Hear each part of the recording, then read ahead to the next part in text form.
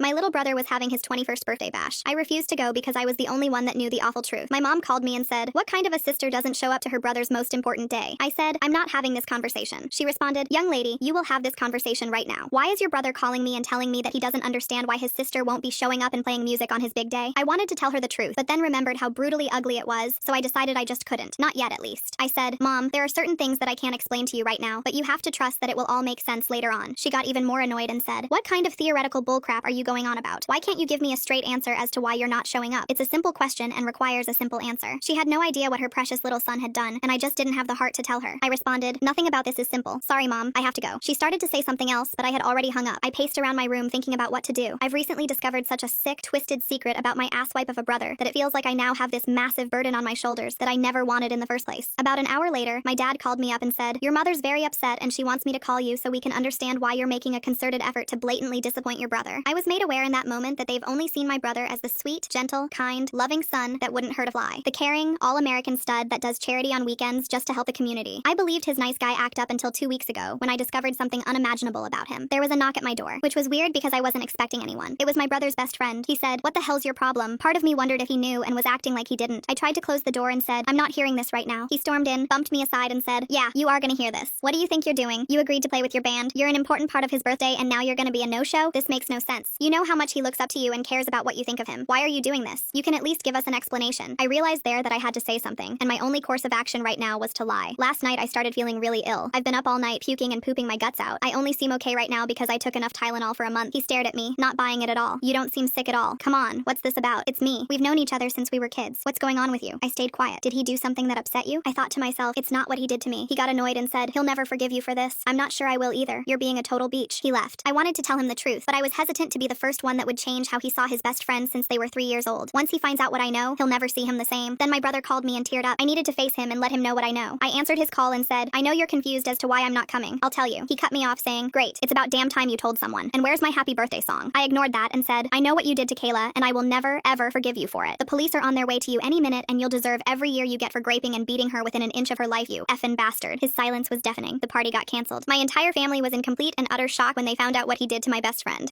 She's still in the hospital and has just started talking again. He got sentenced to 20 years and I never spoke to him again.